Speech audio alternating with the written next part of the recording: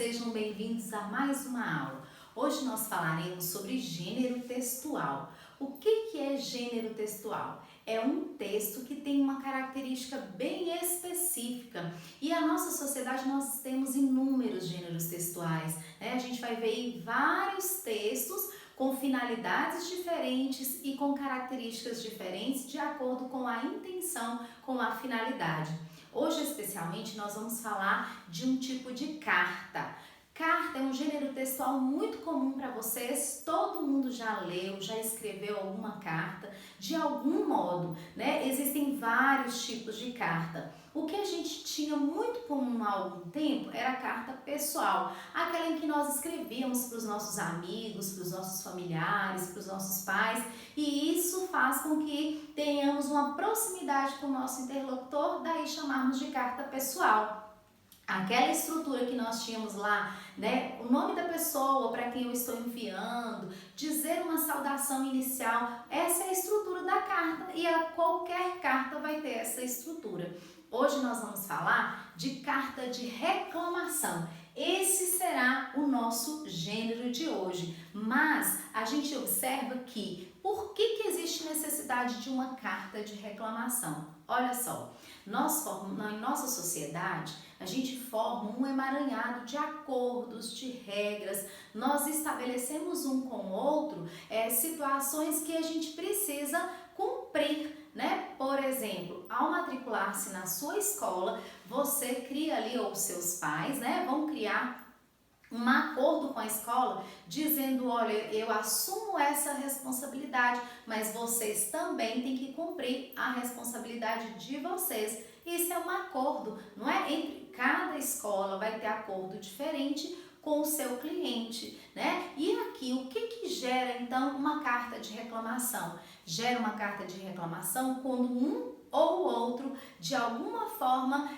quebra esse acordo, não cumpre aquilo que foi determinado. E aí a gente precisa, né, quando é com alguém que eu não tenho uma certa intimidade, porque geralmente é uma instituição, eu preciso então enviar, criar um documento formal, organizado e escrever registrando a minha insatisfação. Eu posso informar que eu estou insatisfeita, eu posso solicitar que algo seja modificado, eu posso pedir que seja cumprido uma determinada regra que foi acordada anteriormente.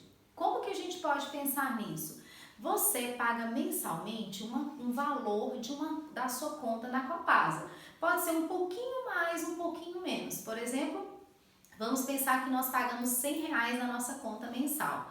Às vezes pode vir 95, 105, não vai criar nenhum estranhamento.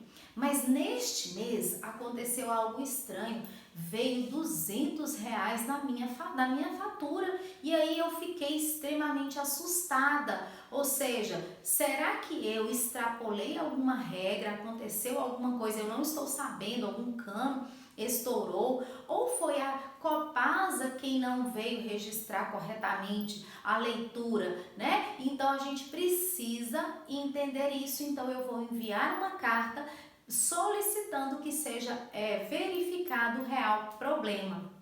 Só que ao escrever essa carta, olha só, a gente precisa justificar. E o que é a justificativa? São os nossos argumentos. Eu tenho que provar que de fato houve um erro aí e que eu quero esclarecer essa situação, ok? Então vamos agora escrever a nossa carta. Então nós vamos ter agora a estrutura do nosso texto. Como que eu posso organizar essa carta de reclamação para ser enviada de forma adequada? Toda carta tem que ter, mas a carta de reclamação especialmente tem que vir com uma característica bem especial e você precisa ser claro naquilo que você vai escrever. Então, quem é que está fazendo essa reclamação?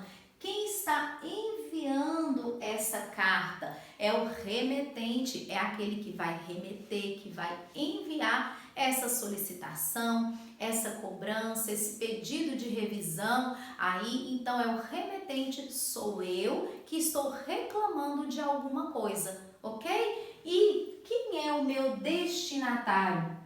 Destinatário vem de destino. Para que destino vai ser? Quem é que vai receber essa reclamação? Vai ser a instituição que você julgou quebrar o acordo. Se nessa situação da Copasa aí, que não fez a leitura correta, provavelmente vai ser o meu destinatário, vai ser a Copasa nessa situação específica.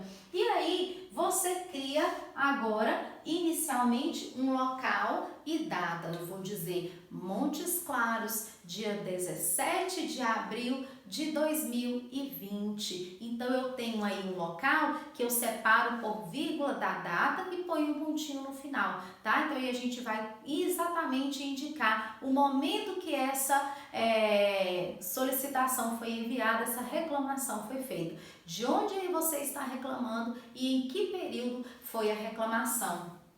Depois nós vamos criar o corpo do nosso texto. O que é o corpo do nosso texto? É a estrutura em que eu vou desenvolver os meus argumentos. Eu vou dizer exatamente o que aconteceu e por que eu estou cobrando. Então, é a reclamação, mas a justificativa que você vai utilizar, né? Procure ser claro, procure ser direto, utilizar uma linguagem formal, já que você está conversando com uma instituição a qual você não tem nenhuma relação, né? Com a qual você não tem nenhuma relação. Então, é importante aí que você estabeleça uma linguagem bem moderada, equilibrada, né, e formalizada, ok?